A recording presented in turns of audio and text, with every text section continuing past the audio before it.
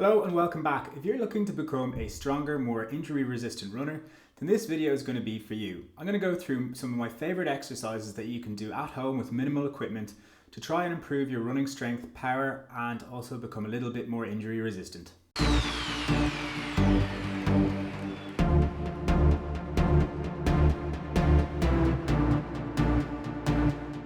Before I get started, please make sure to subscribe and hit the little bell notification so you don't miss out on future videos. And if this sort of topic is something that you find beneficial, make sure to leave a comment below so that I can see that and continue to make videos that you find useful. Running is a very repetitive, cyclical movement, which means some muscles will get more developed than others, and you start to get weak links in the chain. So when you're doing strength work, you want to make sure that not only are you working on muscles that are going to make you go faster and make you a more powerful runner, but you also want to try and fill in the blanks and give some time to develop those muscles that are getting overlooked in your run training. So some of these exercises are going to be very direct to running, and some of them are actually going to focus on the muscles that get neglected to help make you a more injury-resistant runner. So let's start off with the first warm-up exercise, the traditional jumping jack. This is great for raising core temperature and opening up a lot of joints at once. Next we move on to windmills, another full body opener which helps loosen out the lower limbs.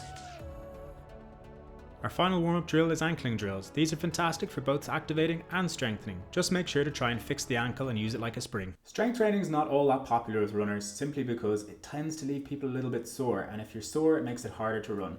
And the likelihood is if you haven't done that much strength work, you're probably going to be sore for a day or two. So just keep that in mind when you're positioning your strength work into your run training, because it is massively beneficial, and over long term when you start to get used to the training you'll be sore a hell of a lot less.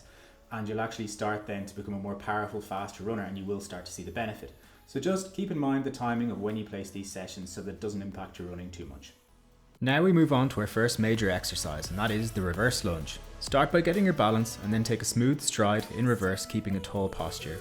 Drive off the front heel, returning to the start position.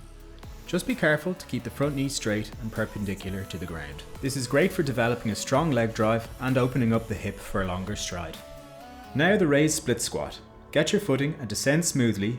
Drive off the front heel, returning to the start position. This will strengthen the hamstring and the glutes while opening up the hips, helping promote a good stride length. Now we add a bit of pop to your stride with split jumps. A similar motion to the split squat, except now we descend shallower and it really explode up for height. Make these aggressive so you get maximum activation. The RDL is a staple for any runner. It is a fantastic exercise for developing symmetry and the stabilizer muscles. Take your time to get balance to begin with, and then move slowly and precisely. Keep your back flat and your chest high. Try to lift the back leg as much as possible while maintaining control. Copenhagen holds are fantastic for preventing groin injuries by strengthening muscles in that region. We're basically performing a single leg side plank hold. You can progress difficulty by adding movement with the resting leg, or you can make things easier by shortening the lever. Just ensure to maintain tension in the core and keep your hips straight. The single-legged hip lift is great for developing the posterior chain and stabilizer muscles. These are the big driving muscles for fast running. A little pause and squeeze at the top will help you get the most out of this exercise. Heel drops do wonders for strengthening the ankle and the calves. They greatly reduce injury risk. Make sure to push down while resisting as you stretch down against the calf muscle. Descend slowly and maintain constant tension. Avoid turning this into a calf raise, as it's not going to give you nearly as much benefit. Dead bugs are an excellent core exercise, allowing you to stabilize the trunk as you push off with each stride.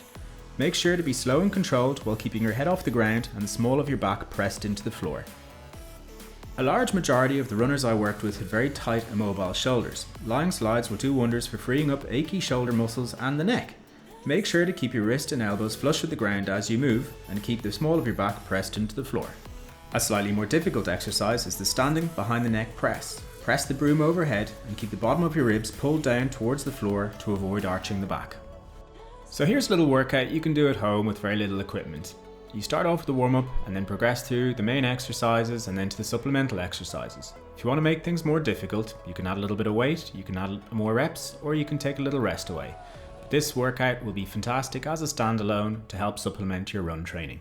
If you found this video beneficial, please make sure to hit the like button and leave me a little comment so that I can see that you find these sorts of videos are helping you and things that you want to see more of. Until next week, keep training hard and I'll see you soon.